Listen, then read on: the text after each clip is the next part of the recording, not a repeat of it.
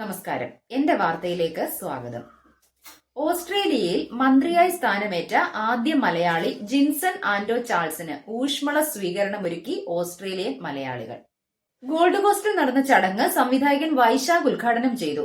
ഓസ്ട്രേലിയയിലെത്തി 12 വർഷം കൊണ്ട് അത്യപൂർവ നേട്ടം സമ്പാദിച്ച ജിൻസൺ മലയാളി യൗവനങ്ങളുടെ യഥാർത്ഥ പ്രചോദനമാണെന്ന് വൈശാഖ് പറഞ്ഞു. മലയാളികളുടെ സ്നേഹോപഹാരം വൈശാഖും ക്യൂൻസ്ലാൻഡ് ചീഫ് വിപ്പ് മാർക്ക് ബൂത്ത്മാനും ചേർന്ന് ജിൻസന് കൈമാറി.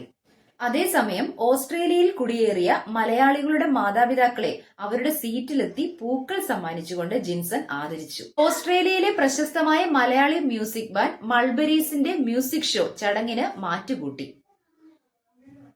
രുചിയുടെ ലോകത്തെ അതികായരായ കൈപുണ്യം ടീമും നാടൻ ഭക്ഷണങ്ങളുമായി വിസ്മയം തീർത്തു. Queensland parliament chief whip Mark Boothman, Binoy Thomas, Flyward CEO Rony Joseph, father Shinu Cherian, convener Omana Sibu തുടങ്ങിയവരും ചടങ്ങിൽ സംസാരിച്ചു.